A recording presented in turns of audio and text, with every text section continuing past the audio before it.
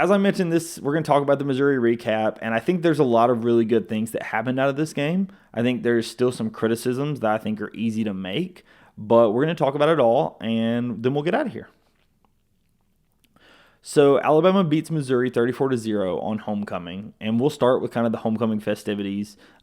I was not there at the homecoming pep rally, but from everything that I've seen, they had kind of a drone light show and a few things that were kind of unique this year. And from what I've heard, it was very, very cool. It was something that all the fans enjoyed. I mean, Nate Oates even came out and spoke. There were all sorts of, figures that came out and spoke and had a fun time. So that's kind of how the weekend gets started.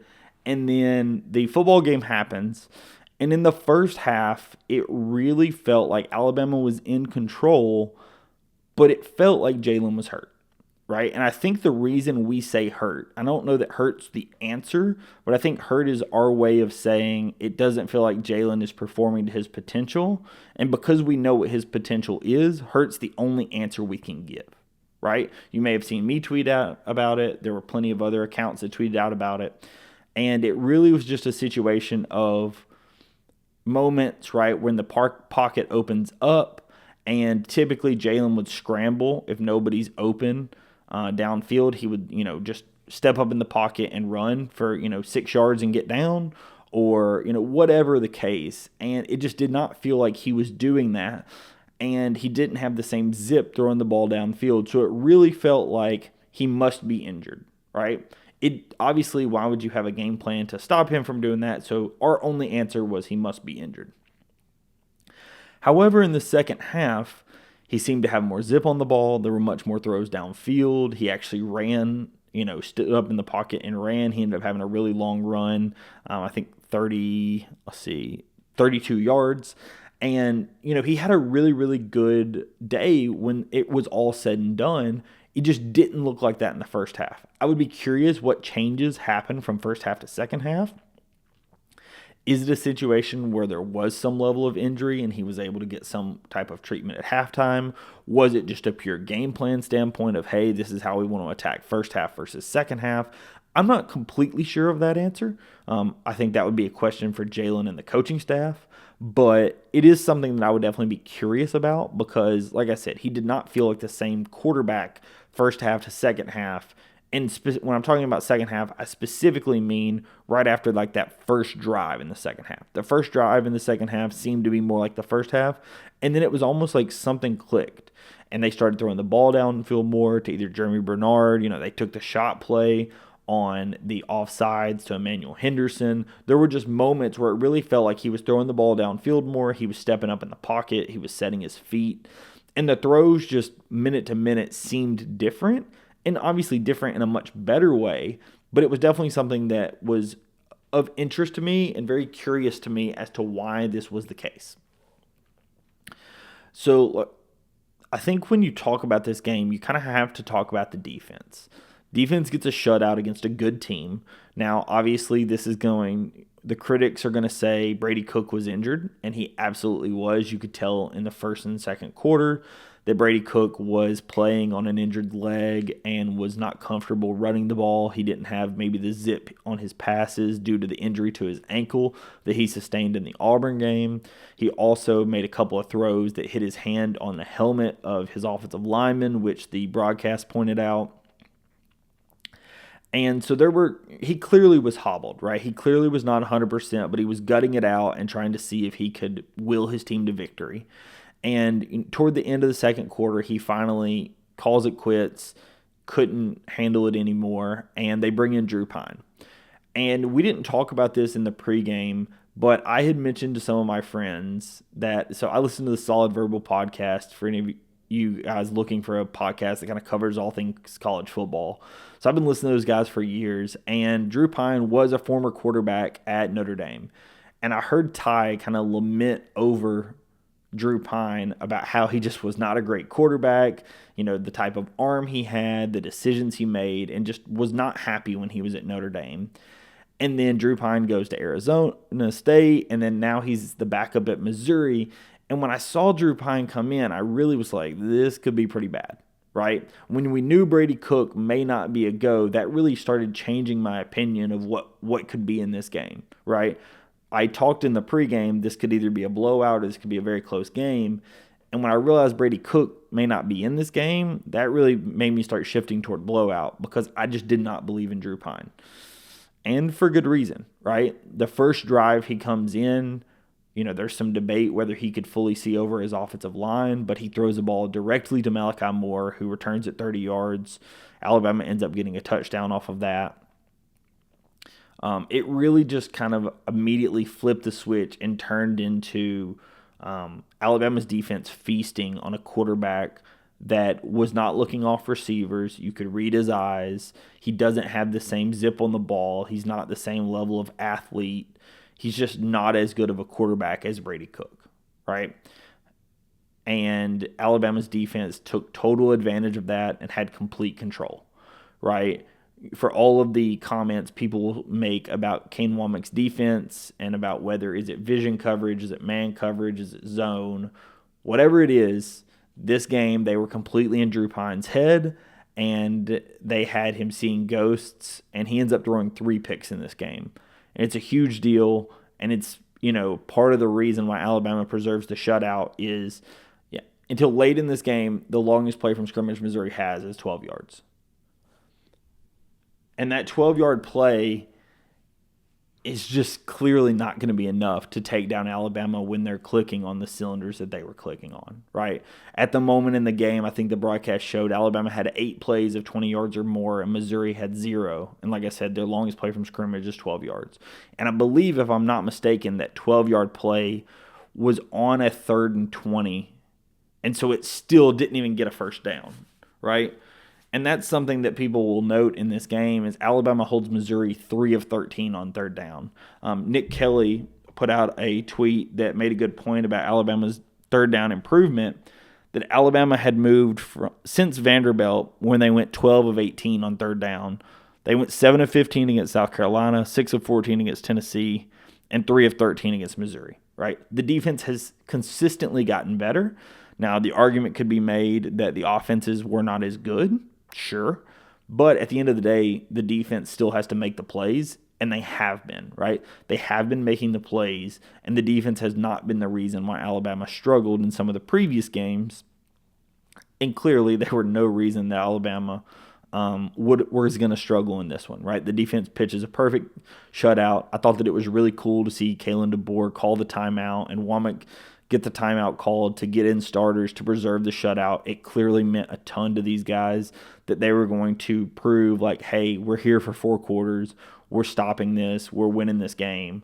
And so it clearly meant a ton to them to get that. So it was really, really cool to see them, call the timeout, block them on the goal line, prove that, hey, this defense is here to play. We're playing the whole time, and, we have something to prove. All right, it really shows that it meant something to those guys. I thought that there were a lot of people in this game that really stepped up. Like Bray Hubbard, we talked about Keon Sabb going to be out in this game. Bray Hubbard comes in as his backup playing safety, ends up recording an interception. That was a perfect interception. Drew Pine doesn't look away from the left side of the field. Bray reads his eyes, starts shifting kind of to that, cheating to that side as the safety. When the ball's released, he goes up, makes a great interception. Obviously flips the field and gets the ball back for Alabama. There were some really, really good individual efforts in this game, as well as team efforts, right? As a group, I thought that by and large the team played well. There were still some struggles on the offensive line, especially with Elijah Pritchett, that definitely were worrisome, right? We've seen that throughout the course of the season, whether it be against South Carolina or other games. Whether it be against South Carolina or other games, that definitely it has been an issue for Elijah Pritchett. So I am curious to see what Alabama can do. Does that mean we go to Wilkin Formby? Does that mean that you kind of do slide protection slightly differently? I'm not sure what that answer is. I'm not an offensive line coach. I don't pretend to be. But I am curious to see what they're going to do to potentially try to prevent some of that from happening in the future, because it absolutely has happened and absolutely is an issue for Elijah Pritchett at moments that he gets beat on the end and Jalen's getting hit before he's completely ready. So that is something that definitely is not a great thing to see. But by and large, as a team, Alabama played a much better style of football and a much better game than they have over the last few. Alabama ends up rushing for 271 yards. This was the first game that they had more than 200 yards rushing since the Western Kentucky game, right? So this is a huge deal that Alabama is able to be explosive, right? Alabama's explosive with multiple running backs. Haynes has a 35-yard run for a touchdown in which he absolutely runs over a guy. Richard Young, when the backups come in, breaks out a 62-yard run. Milroe has that 30-yard run I mentioned. Jam Miller had a couple of touchdowns as well as a couple of decent runs.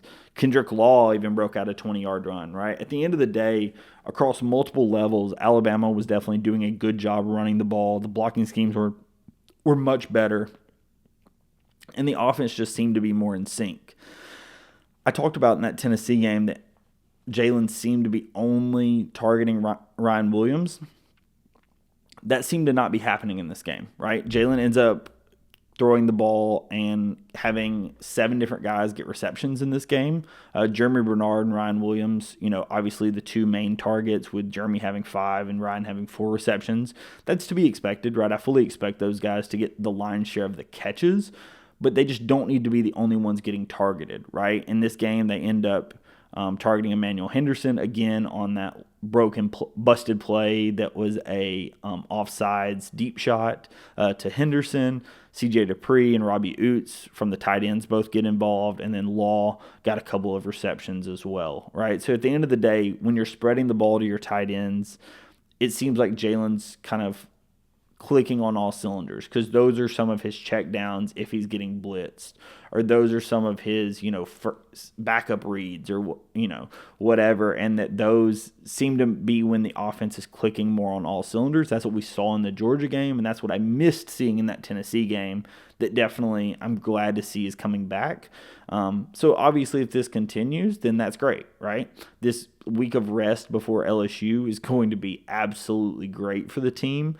They definitely are dealing with injuries, whether they be major injuries that are causing people to be out, or minor injuries that are just causing people to not be able to practice at the same level and get reps in at the same level. DeBoer even mentioned that this week the defensive backs had a little bit more time to actually get reps in at practice and not just have to go straight into game time without having the full reps due to their health situation, right? So having 2 weeks before the next game should be good from the defensive perspective and the offensive perspective to get some people some time and actually get the reps in to be able to be prepared before the next game, right? The one situation that I think definitely matters and definitely is a point that Alabama needs to clean up is special teams. By and large, I think that our kicking game yesterday was very good, right? Burnup has been great all season. Graham Nicholson makes 2 big kicks yesterday, as well as all of his extra points. But our coverage units have been a problem, right? There was another situation in this game where Kendrick Law blocked a guy late. I thought that it was a little bit of a cheap penalty. I did not think that it was too late. If Kendrick thought somebody was going for what would have been a fumble, I thought that it was clean. It didn't seem to be too late after the whistle to me. The refs disagree. They blow a penalty. But there's a moment where Jalen Mbakwe bobbles a snap. There was a moment where Ryan catches a kick that, in my opinion, was a little too close, right? It just doesn't seem that in general, the kicking game is as clean as it needs to be, especially on the return game. And it's been something that's been a struggle all season. We've definitely seen issues in the kick return and punt return issues. And so that's something that definitely I would be curious about, how Alabama is going to continue working on that issue, because I do not think that the special teams is at the level that it needs to be if you're going to try to make a run and compete for a national title, right? Because at the end of the day, this Alabama-LSU game is shaping up to be winner gets in the college football playoff, loser stays home, right? After LSU's loss to A&M, loser of this game will have 3 losses and is going to have an outside shot and will not make the college football playoff. But the winner of this game has a decent shot at making the college football playoff, given that they can win out for the rest of the season. So this game is going to mean a lot. And if Alabama is going to be able to go into Death Valley and win, and I will be at that game, so just a heads up, the recording after the LSU game will be a little later because, as I said, I will be at the game in Death Valley. But that's the big thing, is that once the